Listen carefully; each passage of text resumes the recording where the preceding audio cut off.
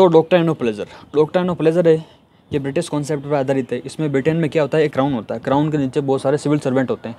तो civil servant जब तक काम कर सकते हैं जब तक कि क्राउन का प्लेजर हो, जब तक क्राउन की इच्छा हो, और वो जब चाहे क्राउन तब कोई भी सिविल सर्वेंट को बाहर निकाल सकता है, विदाउट कोई जस्टिफिकेशन के, विदाउट कंपनसेशन के, विदाउट सैलरी के। और कोई भी स्पेशल कॉन्ट्रैक्ट होगा वो उस पर बाध्य नहीं होगा कि भाई तुमने इसको बाहर क्यों निकाला। क्राउन कुछ भी कर सकता है, उसको बाहर निकाल सकता है, ठीक है, विदाउट कोई जस्टिफिकेशन के, विदाउट कंपनसेशन के, विदाउट सैलरी के, और विदाउट कोई स्पेशल कॉन्ट्रैक्ट उस पर बाउंड नहीं होगा, ठीक है।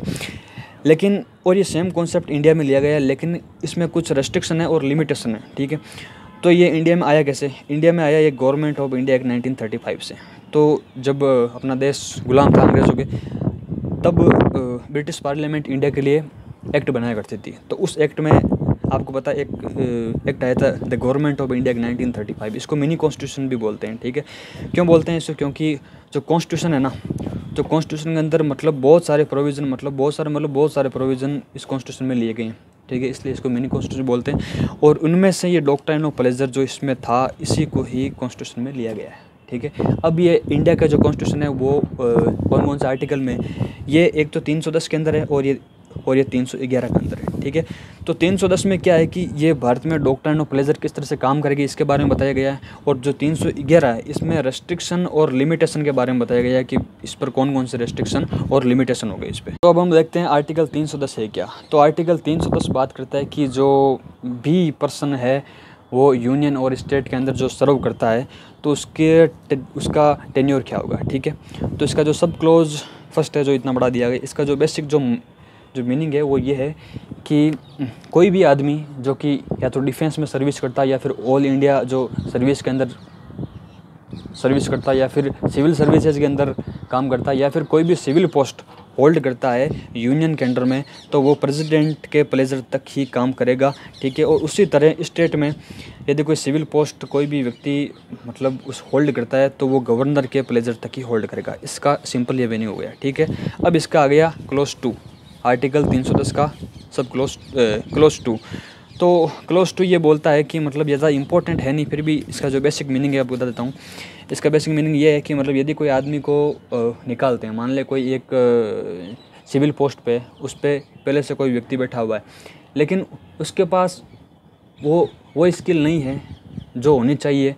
तो यदि वहाँ पे कोई ऐसा आदमी है जिसके पास बहुत ज़्यादा एक्स्ट्रा ऑर्डिनरी जिसके पास स्किल है, तो उसको उस आदमी से रिप्लेस कर सकते हैं, उसको वहाँ से निकाल सकते हैं, ठीक है। तो उसको निकालने के लिए तो नहीं, उसको निकाल दिया तो काम फ्री, तो या तो उसको दूसरे सर्विस में लगाओ या फिर उसको कंपनसेशन दो, ठीक है। या फिर मान लो कोई एक पोस्ट है जो मान लो 10 साल पहले तक रेलेवेंस रखती थी, लेकिन अब उस पोस्ट का कुछ मतलब है नहीं, तो इस तरह की कंडीशन में क्या होता है, उस पोस्ट को एबोलिश कर दिया जाता है, उस पोस्ट को ख़त्म कर दिया जाता है, ठीक है। तो उस पोस्ट को ख़त्म करने के बाद में जो उसके ऊपर सिविल पोस्ट पर जो व्यक्ति बैठा गया है उसको कंपनसेशन देना पड़ता है या फिर उसको कोई और सर्विस में लगाना पड़ता है। तो ये इसके सब क्लोज 2 में बात करी गई है, ठीक है। तो ये तो हो गया 310 पे ये किस तरह से काम करेगा। अब बात करते हैं इसके ऊपर कौन कौन सा रेस्ट्रिक्शन है, ठीक है, और कौन कौन सा रेस्ट्रिक्शन है। तो इसमें जो आर्टिकल 310 के जो स्टार्टिंग में एक पॉइंट है वो है except as expressly provided by this constitution. मतलब कि कॉन्स्टिट्यूशन में ऐसे कोई प्रोविज़न है जिनको ध्यान में रखते हुए ये सब प्रोविज़न लागू होंगे, मतलब उन प्रोविज़नों को छोड़कर ये सब बातें लागू होगी, लेकिन उनका बातों को ध्यान रखना पड़ेगा, ठीक है। उन बातों को तो वो कौन सी बातें, तो वो है 300, तो वो मतलब इस बात से 3 पॉइंट सामने आते हैं। फर्स्ट आता है आर्टिकल 311 जो कॉन्स्टिट्यूशन में, उसका पालन करना होगा, उसको मतलब उसको अबाइड बाई करना पड़ेगा, ठीक है। तो इसमें क्या है, इसमें रूल एंड मतलब रेस्ट्रिक्शन और लिमिटेशन है। इसमें रेस्ट्रिक्शन और लिमिटेशन दी गई है ये डॉक्ट्राइन ऑफ प्लेजर के ऊपर, ठीक है।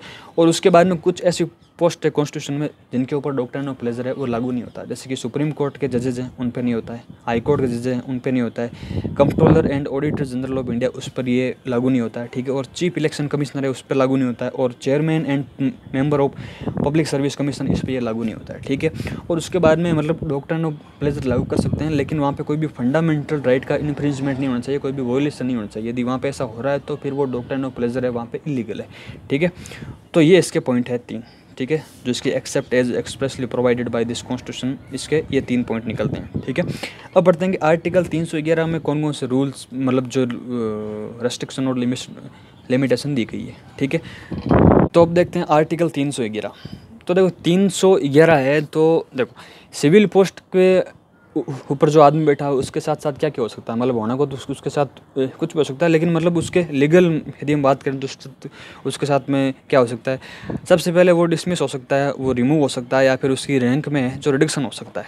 ठीक है, तो अब यह बात है कि डिसमिसल और इस रिमूवल में क्या अंतर है। तो डिसमिसल का मतलब है वो लाइफ टाइम के लिए उस सर्विस में वापस नहीं आ सकता, मतलब एक बार वहाँ से कट गया तो फिर वो कट गया। ठीक है, लेकिन रिमूव का मतलब ये हो गया कि रिमूव में क्या होता है कि मतलब एक इसका और वर्ड जिसको यूज़ कर सकते हैं वो है सस्पेंशन, मतलब उस आदमी को सस्पेंड कर दिया। ठीक है, तो वो वापस आ सकता है, लेकिन डिसमिस में आदमी वापस नहीं आ सकता। ठीक है, और रिडक्शन इन रैंक। ठीक है, तो ये 3 चीज़ें हो सकती है। ठीक है, तो ये 3 चीज़ें हो सकती है, लेकिन ये 311 का ये क्लोज 1 ये बोलता है कि ये तीनों चीज़ें हो सकती है, लेकिन ये तीनों चीज़ें कोई भी आदमी जो कि उस पोस्ट से नीचे का है, उसके सबॉर्डिनेट है, वो उसको नहीं कर सकता। तो उसको कौन कर सकता है, तो या तो उसके बराबर का रैंक का या फिर उसकी ऊपर की अथॉरिटी जो उसको अपॉइंट करती है वही इसको या तो डिसमिस कर सकती है या रिमूव कर सकती है या फिर उसके रिडक्शन इन रैंक कर सकती है। ठीक है, तो इसका क्लोज ये का सिर्फ मीनिंग ये हुआ है। ठीक है, अब इसका ये क्लोज 2 क्या बोलता है, क्लोज 2 ये बोलता है ये तीनों चीज़ें किसी के साथ की में हो सकती है, लेकिन उससे पहले उस आदमी को प्रॉपर नोटिस देना चाहिए, नोटिस देना होगा, और उसके बाद उसको ग्राउंड्स बताने होंगे कि भाई तुमको क्यों मतलब ये निकाला गया है, या फिर और उसके ऊपर इंक्वायरी बैठेगी और उसके बाद में उसको अपॉर्चुनिटी ऑफ हर्ट दिया जाएगा, मतलब उसको बोलने का अधिकार होगा भाई, मतलब वो यदि अपना पक्ष रखना चाहेगा तो उसको अपॉर्चुनिटी ऑफ हर्ट ये उसका राइट होगा वहाँ पे। ठीक है, तो इसका पूरे का मतलब ये होगा, लेकिन ये अपॉर्चुनिटी ऑफ हर्ट है और ये मतलब कुछ मतलब इसको ग्राउंड्स बताए जाएंगे, उसके खिलाफ इंक्वायरी वगैरह बैठेगी। ठीक है, तो ये चीज़ें कुछ व्यक्तियों के साथ में नहीं होती है। तो वो कौन कौन से आदमी हैं, वो ये हैं कि जिसके ऊपर क्रिमिनल चार्ज लगेगा। ठीक है, तो उसके ऊपर ये सब चीज़ें नहीं होगी कि उसको अपॉर्चुनिटी ऑफ हर्ट वगैरह दिया जाएगा। उसमें क्या होता है, जैसे कि करप्शन का मामला है, तो करप्शन वाला जब भी मामला होगा तो एसीबी की टीम आएगी, मतलब एंटी करप्शन ब्यूरो की टीम आएगी और आदमी को उठा के लेके चल जाएगी। उसके बाद में उसके ऊपर कोर्ट में मुकदमा होगा और फिर वो कोर्ट के डिसीजन के आधार पर ही जो आगे होना होगा वो होगा। ठीक है, तो क्रिमिनल के जिसके खिलाफ चार्ज वगैरह हैं तो उसको अपॉर्चुनिटी ऑफ हर्ट, उसके खिलाफ उसको ग्राउंड्स बताना वगैरह। ठीक है, अभी इसको नहीं बताएंगे। ठीक है, उससे मतलब उसके खिलाफ कोई इंक्वायरी नहीं बैठेगी अभी। ठीक है, और ये इसका सब क्लोज भी है, ये बोलता है कि मतलब यदि कोई आदमी खुद ये साइन करके दे दे कि हाँ भाई ये मैंने काम किया है, ठीक है, तो उसके ऊपर कोई इंक्वायरी नहीं बैठेगी, क्योंकि उसने खुद ने बोल दिया ना कि भाई हाँ भाई ये गलत काम मैंने किया है, तो उसके अनुसार उसको वहाँ से डिसमिसल कर सकते हैं। ठीक है, सी में ये बोलते हैं कि यदि गवर्नर और प्रेसिडेंट कोई भी केस हो, ठीक है, तो उसमें उनको लगता है कि यदि इसके खिलाफ यदि इंक्वायरी बैठाना, मतलब ये टाइम वगैरह इसका मतलब देना इसको, मतलब ठीक है, उसको अपॉर्चुनिटी हर्ट वगैरह देना, ये नेशनल सिक्योरिटी के लिए गड़बड़ है या फिर ये नेशनल इंटरेस्ट को अफेक्ट कर सकता है बुरी तरीके से, तो वहाँ पे प्रेसिडेंट और गवर्नर जो भी केस हो उसके आधार पर वो इस राइट को उससे छीन सकते हैं। ठीक है, यदि प्रेसिडेंट और गवर्नर को ऐसा लगे तो कि वहाँ पब्लिक इंटरेस्ट और नेशनल सिक्योरिटी की बात है तो। ठीक है, तो ये सब चीज़ें ये बहुत रेयर चांस में होता है। ठीक है, लेकिन होता है ये। ठीक है, तो सब क्लोज 3 क्या बोलता है, 311 का ये बोलता है कि मान लो इन सब चीज़ों को, इन सब रूल वगैरह को ध्यान में रखते हुए, सब क्लोज 2 है ना, सब क्लोज 2 ये रहा।